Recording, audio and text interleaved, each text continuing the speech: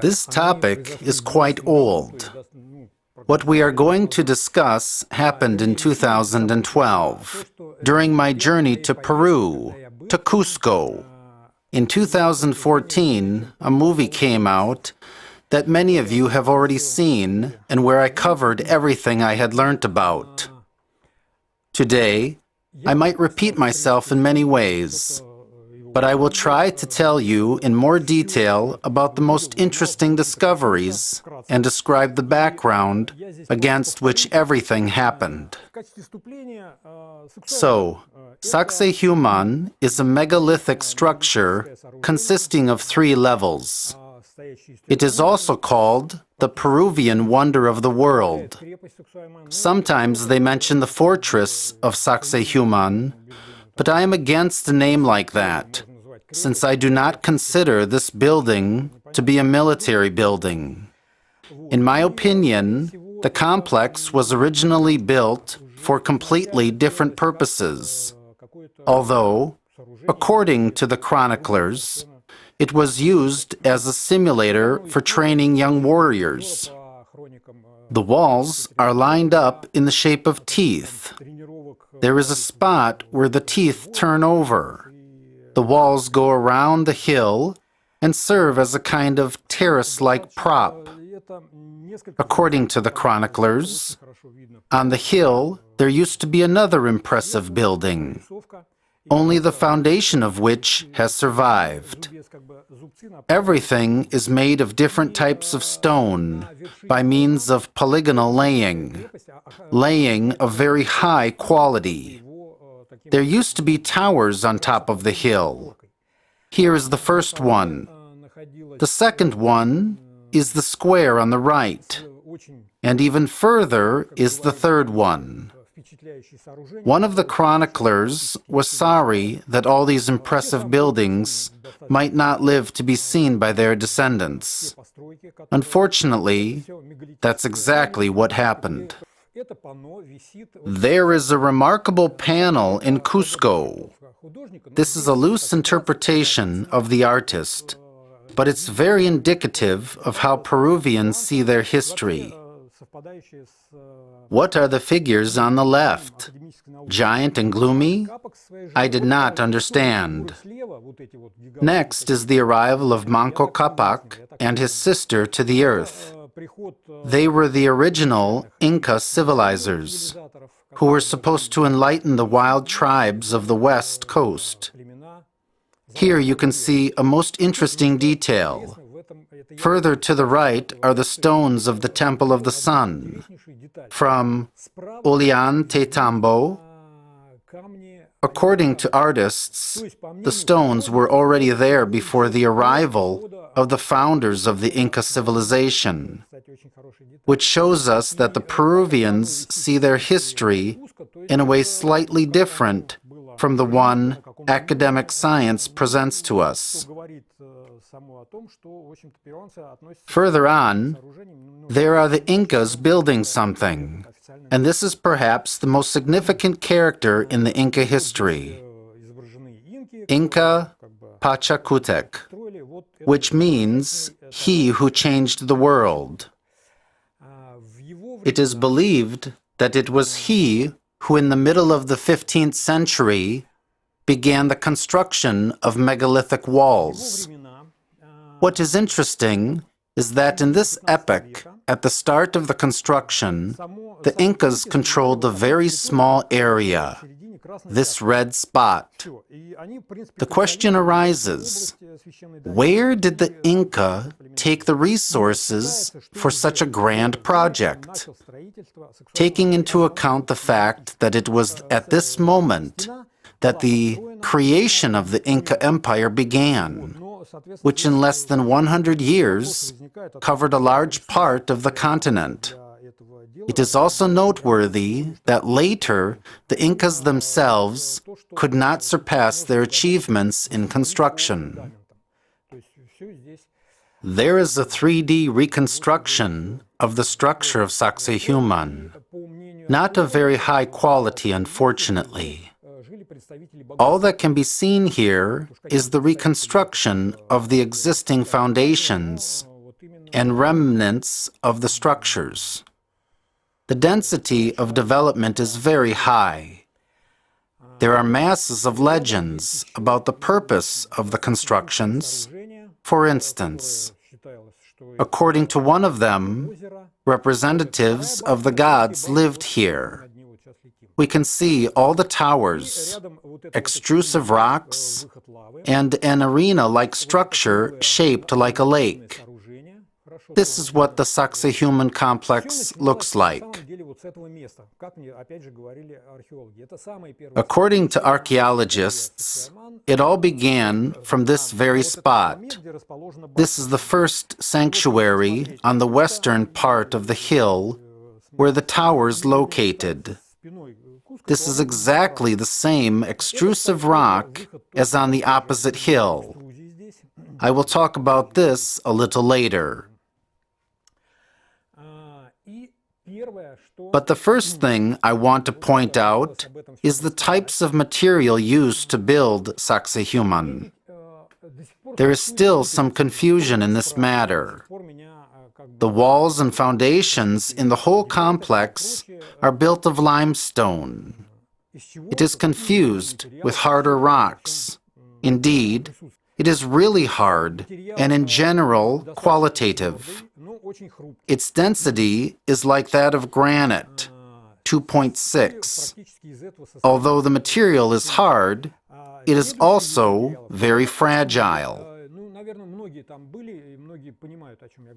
If you are standing on the hill with walls, then a strangely shaped hill is visible across the field. Extrusion, the exit of viscid lava to the surface. This is a diorite-like rock, also used for building. While limestone is gray, diorite has a greenish tint. There also exist structures from this rock, but very few. I don't know what it has to do with. Basically, they are curbs. The most famous structure from diorite is the palace of Inca Roca in Cusco. This is diorite, neither limestone nor granite, nor andesite, but diorite. However, in the photo, it has a reddish tint. The palace itself is considered an earlier building, although diorite is much harder than limestone.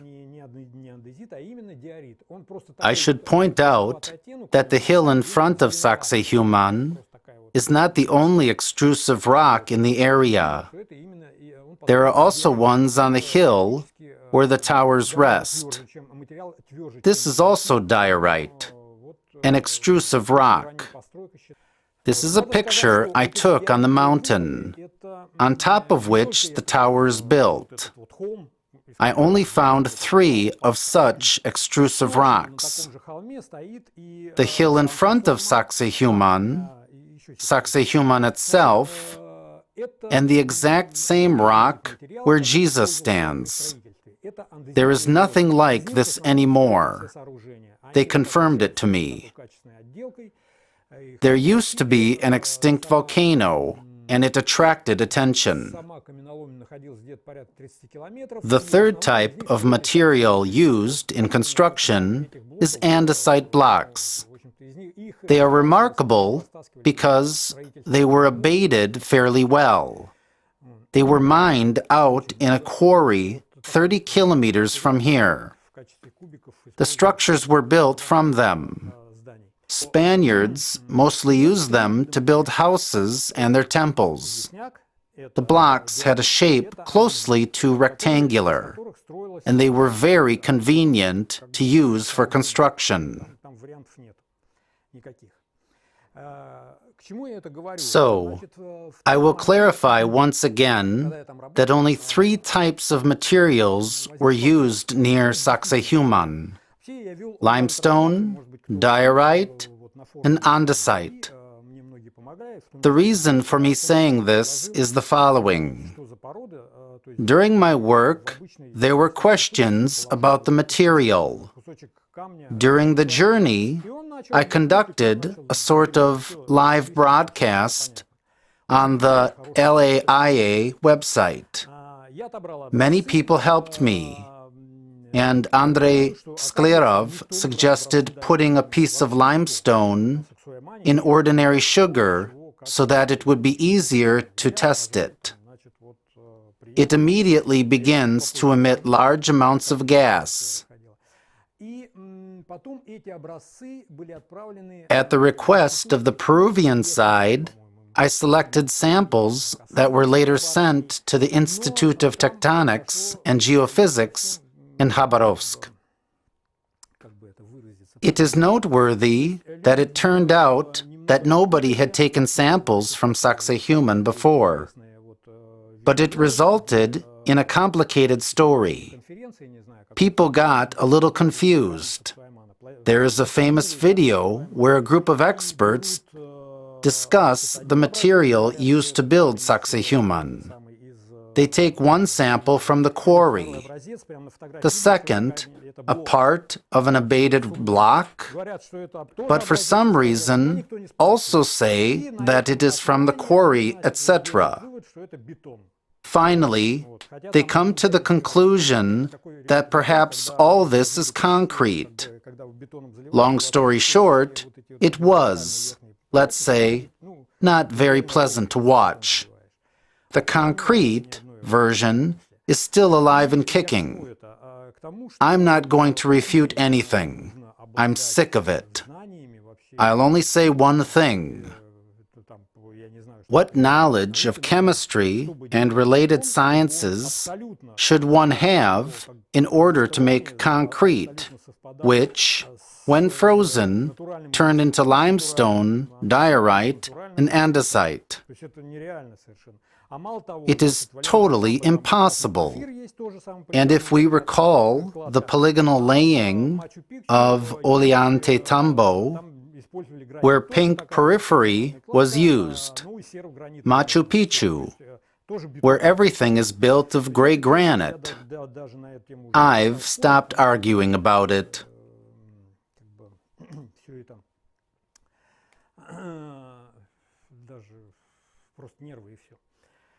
A small digression.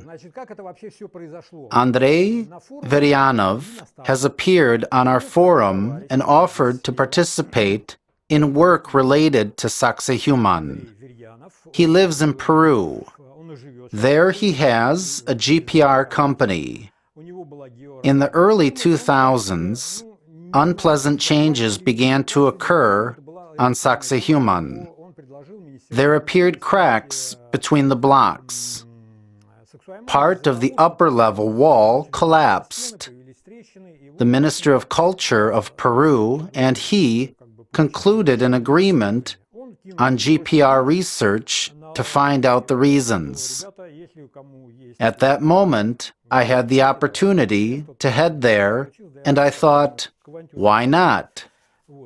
He is quite a curious person, but a professional and an excellent organizer. Even a part of my traveling and accommodation expenses were paid for. We agreed that I would play the role of a Russian mass media representative and help with GPR when he needs me. Here is our team. Here is the photo for Peruvian mass media. And this is a representative of the Ministry of Culture of Peru, the mayor of Cusco, and Veryanov. Here is the process. The tape measure was laid out. Measurements were taken every 10 centimeters. It is rather pointless to check with the radar what is underground. You can only control whether the indications are coming in or not. They were afterwards sent to Moscow and deciphered. On the very first day, there was a small incident.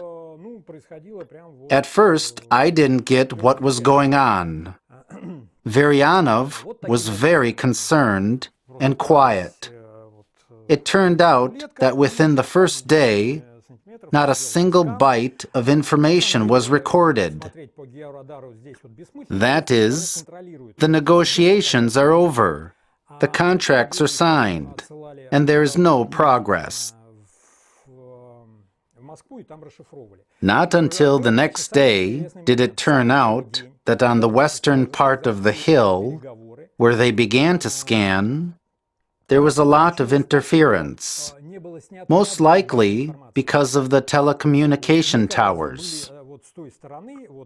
Then they figured it out somehow, and the process started. But the problem remained. The western slope was not scanned. They did not manage either to see what was under the round base of the tower. They were able to only make one passage. There seemed to be no obvious dungeon there. But there were some structures on the radar. Of course, it was impossible to see clearly on the radar what exactly was underground, but we deliberately passed several times over the famous underground passage near the arena in order to suppose roughly what it might look like. There may be structures underground with a pile of broken rocks. A slab and an underground structure similar to a vault were found on the arena itself, according to the results of deciphering. We could also see a strange flat line, considerably deeply. All this is in the reports, but there are no excavations there as far as I know. What was curious was the way how the relations with the Peruvian archaeologists who worked on Sacsayhuaman were building up. The meeting was rather cool. These Russians arrived with their devices, doing something. Ancient history was not among things that interested Varyanov. And within that short period before the journey, I decided to brush up my knowledge on Sacsayhuaman and the Incas. I found available translations, read chroniclers, Guaman Roma, de la Vega, Cieza de Leon, and was very inspired. Honestly, I wasn't very interested in the Incas, but unexpectedly, for myself, I discovered that the amazing civilization of the Incas is not less of an artifact than the megaliths of Sacsayhuaman. This man is Luis Guevara. He was a kind of curator in the group of archaeologists who worked on Sacsayhuaman. And we turned out to have a common interest, the Incas. 10 days later, after the start of our work, acclimatization was over. We were on the height of 3,500 meters, and at first you have breathlessness while climbing up. So we had a party, and our modest English turned out to be enough for communication, and since then we spent a lot of time together. Peruvians have a certain mindset. This is one of the rare living civilizations that count since their legendary founders. For sure, Spaniards have done a lot of stuff, but the Inca language, Quechua, is still alive, and many people speak it. There are even radio stations that transmit folk songs in Quechua. Do you know many radio stations in our country with Russian folk songs? I don't know a single one. There's still a legend that another Inca will come, and I suspect that gold is still kept in immured dungeons for better times. Luis showed me the reconstructions of the Incas' warehouses, which he supervises, and, to my surprise, he also collected traces of Jedi swords. But more on that later. Back to Sacsayhuaman. Here is the video that was not included in the film. You can clearly see what it looks like here. We can see the piled stones, what is among them. The terrace is filled with stones like these. They seem to have been hewn, and indeed, they say that the remains of the structures that were on the hill before Sacsayhuaman were used for filling. But what is more interesting is that they found these rectangular, andesite blocks. This is not a trace of Spanish destruction. This is exactly what the Incas put inside the walls. And these are the smallest. There is a bigger one there, just about the size of this table. I want to point out one more thing. It is believed Sacsayhuaman was built quite quickly, within 50 years, give or take, during the reign of Pachacutec and his son. But the lowest level, consisting of megaliths, suffers from severe erosion. The stones look blackened. Their structure is damaged on the surface, but the top level looks very fresh. It makes you think that the lower level is much more ancient than the upper one. Meanwhile, if you look at one of the first photos taken in the 19th century, all the walls stood open, looking almost the same as they look now. Archaeologists say nothing on this subject, although Luis then told me a lot that cannot be said. And the most important question is how everything was built. The famous film by Studio Nova. Here is an attempt to drag a stone, a small one, about 300 to 400 kilograms, near Ollantaytambo. The experiment bombed. The stone came off and fell. But there were also stones mined on the other side of the gorge. The tired stone rests in the field with no signs of a road, and it weighs about 15 tons. There are several stones like this. Prosen, one of the filmmakers, arranged with the locals to move the stone, which was within the precincts of the town. It didn't weigh much, about 100 tons. In one book on the Incas' architecture, this case was described in detail. At first, it was impossible to move. Then they decided to call for the shaman. He banished all the Europeans from the crowd, and Prosen describes everything in his film.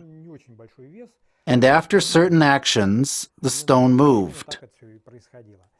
The stone was not that big, but it is clear how many people are needed to drag it along a paved road.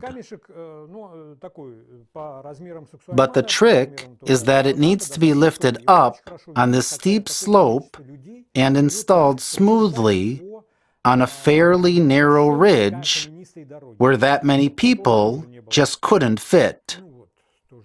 And there are even bigger stones in the Temple of the Sun.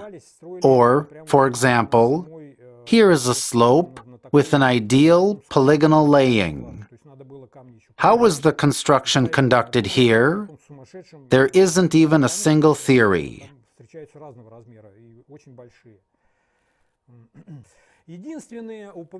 Perhaps the only person who tried to understand how it was built is Vincent Lee. Here is his book. The pictures on the cover resemble pictures from children's textbooks, where a dozen Egyptians have fun pulling a huge block to the top of the pyramid.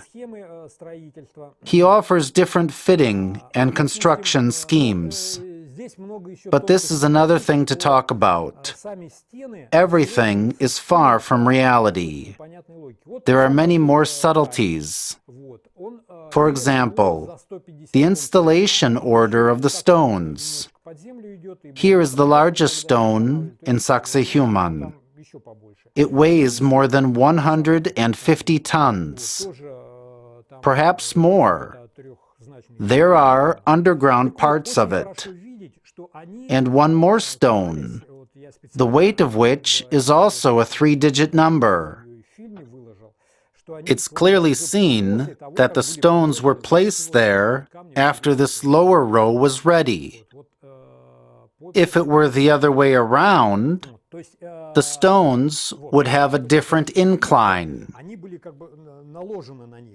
Moreover, it's completely reckless to make such small ledges on limestone. And here is the same precise ledge. And this very layer was laid at the very beginning. And then, despite common sense, these giants were put. I even begin the topic on the forum. How do you lift a stone with this weight vertically? For sure, in theory you can, but any imbalance is a disaster, and that many people do not fit up there. There are still no theories on how to lift and install it vertically. Moreover, limestone is fragile. Any imbalance results in a crack. And farewell to the block. Also, there are stones that, judging by the laying, can only be installed by sliding between existing stones. And a complete mystery is the transportation. And here is the current concept of the precise adjustment of the stones. It was this device, according to archaeologists, that helped to achieve the precision. How fun it is to watch! Stone of 200 to 300 kilograms. You can close your eyes to the steel tools, but the result? And imagine it being done on a 50-meter slope. The quality of the final fitting can be seen in the picture.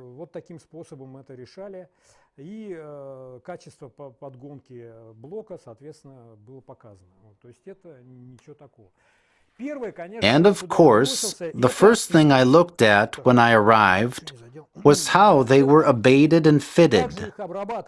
I should say we received a uniform worn by the workers of Sacsayhuaman and could walk wherever we needed. We had enough time, and I examined everything very carefully.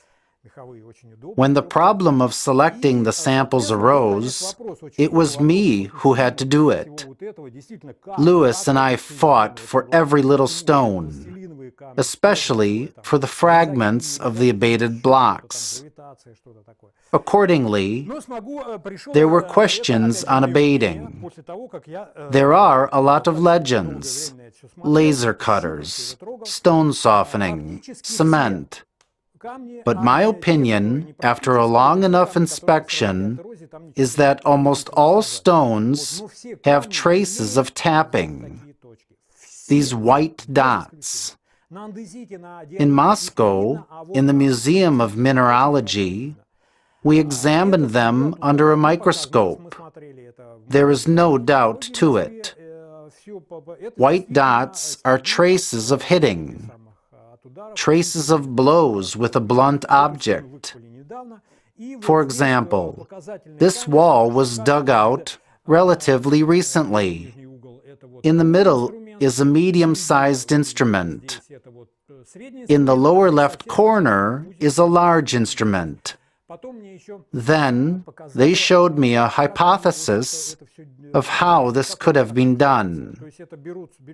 In both hands, you need to take a hammer, made of bronze or more solid types of stone, and tap, like this one after another.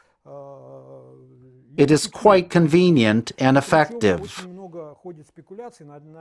There are a lot of speculations about the traces of unusual tools on a soft stone. They showed different photos, but these seem to be the traces of this exact way of abating, when they hit open a small strip in the passage.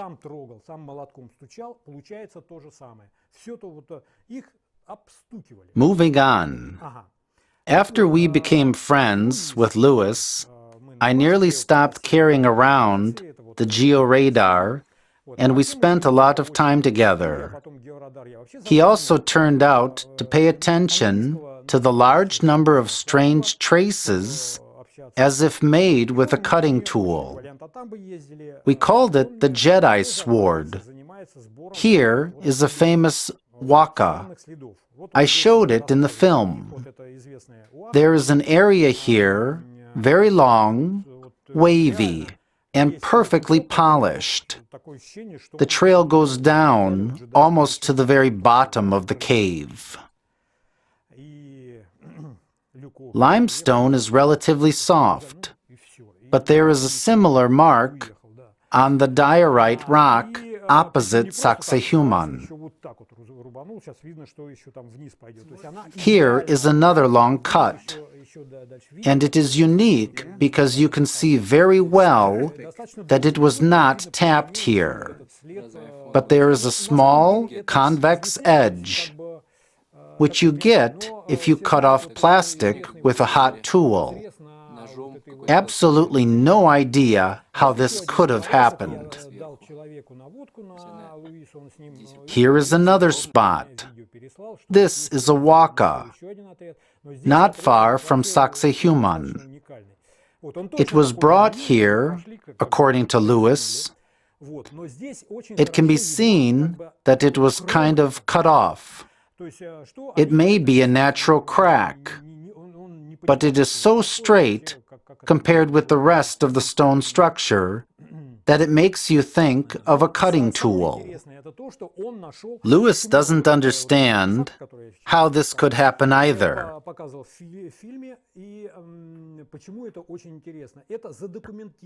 But the following artifact is perhaps the most interesting one.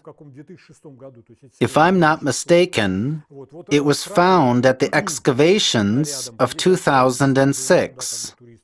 Everything is documented. The excavations were carried out in the Temple of the Moon, a couple of kilometers away from Sacsayhuaman.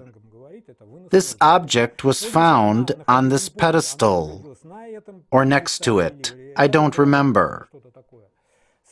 It is an archaeological zone. Tourists aren't allowed everywhere.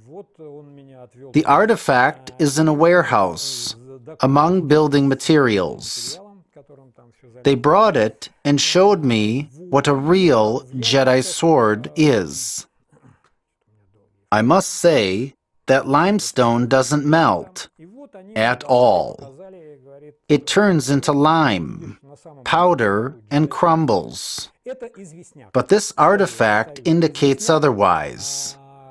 This is a puma, and we clearly see that a lot was done with a tool with a round tip. Many traces can be seen inside the ring. The material looks like it was hit with it. We can see quite well that they worked as if with a red-hot nail on clay. The edges even slipped down a little. You can't do it by tapping. It is the red-hot blunt nail and clay that were used. I just don't see any other options. Again, limestone can't melt. In our reality, at least, there are no theories, except fantastic ones, of how it was done. Lewis is not working there now. This exhibit is likely to be buried, and it won't be seen. Well, in conclusion, I'll remind you about one more discovery.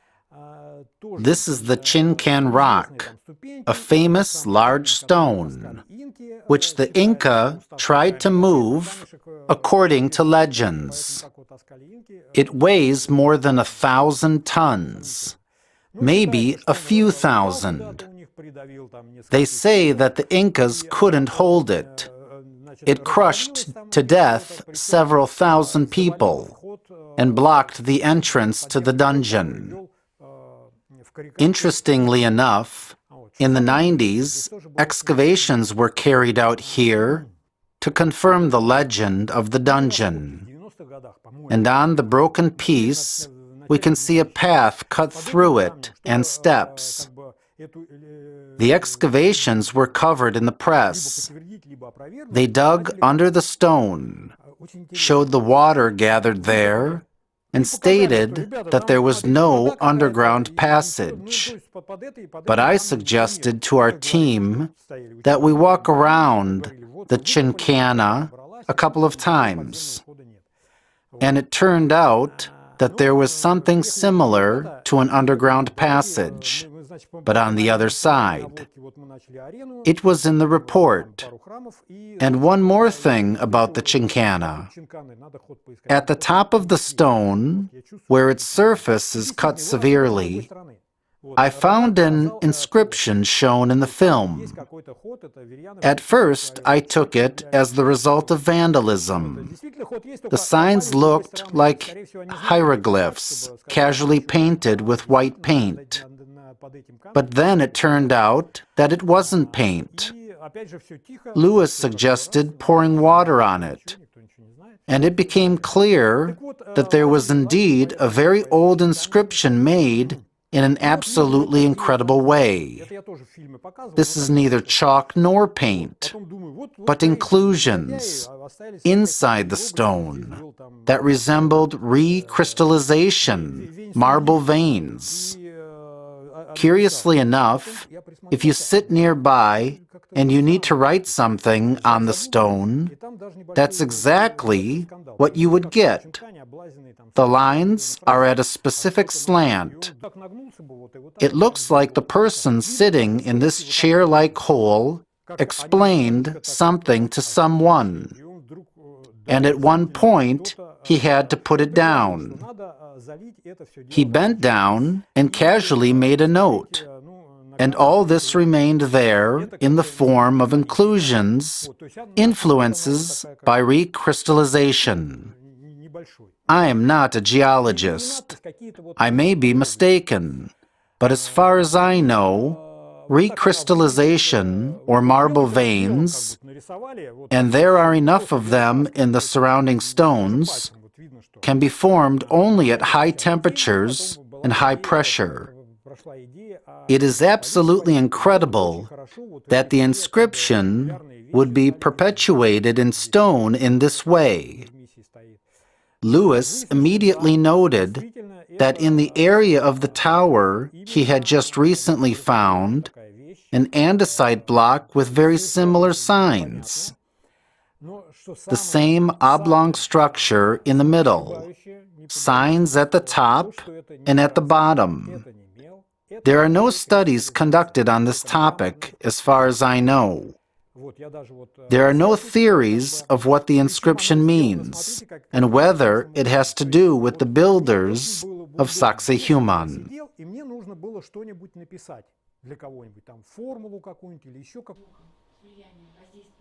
A question from the audience. Tell us what Lewis told you about the builders. You promised. In fact, we just fantasized about this topic. Archaeologists are aware that the problem is not solved. You won't rotate these stones in so easily, and they don't like to discuss this topic. I don't have a scientific degree or any ambitions in a scientific career, and I can calmly make an assumption. So, among the Incas, those who were engaged in science were called amauta. And if we assume, for a moment, a fantastic thing, that among them there were a few specialists with extraordinary abilities, say, working with gravity, everything falls into place. The stone is lifted without problems, fitted, lowered without the risk of being destroyed. Everything adds up. There were many bricklayers among the Incas. They were very skilled. And indeed, these people were very hard-working. When the Spaniards came, they admired a lot of things. Say, the construction of the unique bridges. The Spaniards, as I've said before, saw quite a developed civilization, an integral, happy society, warehouses packed with supplies. Everyone was busy doing something. Crime didn't exist. There was a sort of pensions. They still don't understand how to properly name the system that the Incas had, whether it was military communism or something else. Although by the time the Spaniards arrived, a civil war had broken out there. Again, the Incas made a good topic for another big conversation.